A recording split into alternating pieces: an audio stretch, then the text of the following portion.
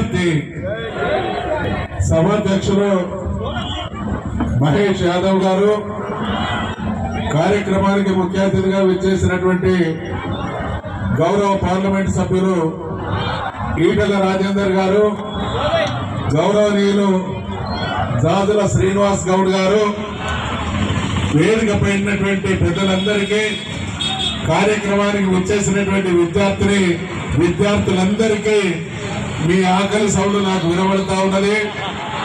రేవంత్ రెడ్డి ప్రభుత్వానికి ఇది బీసీ విద్యార్థి సంఘం చేస్తున్నటువంటి హెచ్చరిక. ఈ సమ్మె తీవ్రతను అర్థం చేసుకొని ప్రభుత్వంగా తన బాధ్యత నిర్వర్తనలో ఘోరమైనటువంటి వైఫల్యం కారణంగానే ఫీజు రియంబర్స్మెంట్ లాంటి, స్కాలర్షిప్ లాంటి పెండింగ్లు కొనసాగుతున్నాయి. కాబట్టి తక్షణమే విడుదల చేయకపోతే ఈ విద్యార్థి నిరసన సభ ఈ ప్రభుత్వానికి మరణ శాసనం అవుతుందనేటువంటి హెచ్చరిక చేస్తా ఉన్నా. ఈరోజు పేపర్ చదివినాం, సన్నాయి నొక్కులు నొక్కుతా ఉన్నది ప్రభుత్వం. నిన్నటిదాకా ముఖ్యమంత్రి మాట్లాడినా, రాష్ట్ర ప్రభుత్వంలో ఉన్నటువంటి కీలక మంత్రివర్యులు మాట్లాడినా అబద్ధాలను. గతంలో మనమందరం గోబెల్స్ గురించి విన్నాం, చదువుకున్నాం.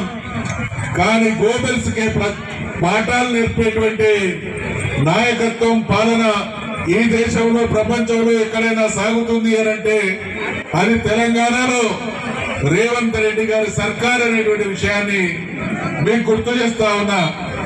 ఈ రోజు నేను అన్నట్టు పేపర్లు చదివితే శాసనసభ స్పీకర్ అయినటువంటి గడ్డం ప్రసాద్ గారు ఒక చావు కబురు చల్లగా చెప్పిండు.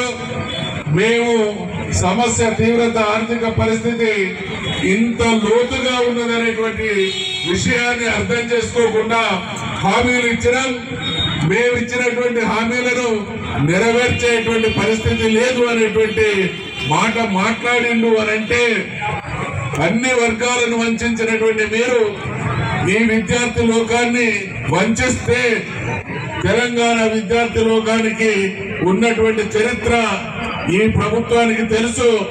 చరిత్ర తిరగరాయగలిగినటువంటి సత్తా తెలంగాణ విద్యార్థి లోకం సత్తా అనేటువంటి విషయాన్ని ఈ సందర్భంగా మనవిచేస్తా ఉన్నా.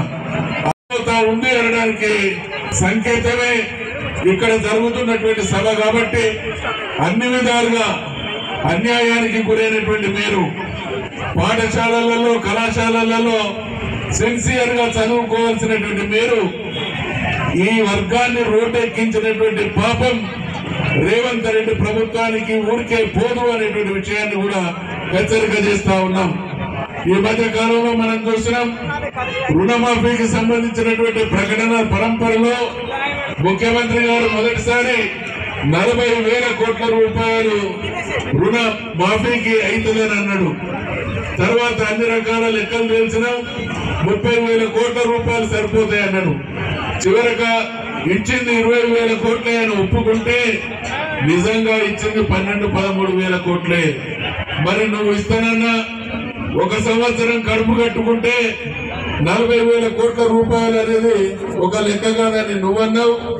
గతంలో బడ్జెట్ ప్రవేశపెట్టిన సందర్భంగా ఉప ముఖ్యమంత్రి వర్యుల వారు గత ప్రభుత్వం చేసినటువంటి అప్పులు తెలుసు, తప్పులు తెలుసు, సమస్యలు పరిష్కరించేటువంటి సత్తా మాకుంది, సంపదను ఏ విధంగా సృష్టించవచ్చు ఆ మెలకువలు తెలుసు అనేటువంటి మాటలు మాట్లాడి ఇవాళ అన్ని వర్గాల జీవితాలతో పాటు విద్యార్థి లోకం జీవితాలతో కూడా చెలగాటం ఆడుతున్నారు. కాబట్టి ముఖ్యమంత్రి గారు మీరు ప్రకటించినటువంటి 40,000 కోట్లు సాధ్యమే అన్నప్పుడు 14-15,000 కోట్ల రూపాయలు మాత్రమే రైతాంగానికి రుణమాఫీ పేరిట ఇచ్చినప్పుడు మరి ఒక 4-5,000 కోట్ల రూపాయలు విద్యార్థి లోకాన్ని ఆదుకోవడానికి, విద్యార్థుల భవిష్యత్తు బంగారు భవిష్యత్తుగా మార్చడానికి, తీర్చిదిద్దడానికి మీకున్నటువంటి ఇబ్బంది ఏంటి అనేటువంటి ప్రశ్న ఈ సందర్భంగా ఉత్పన్నం కాక తప్పదు.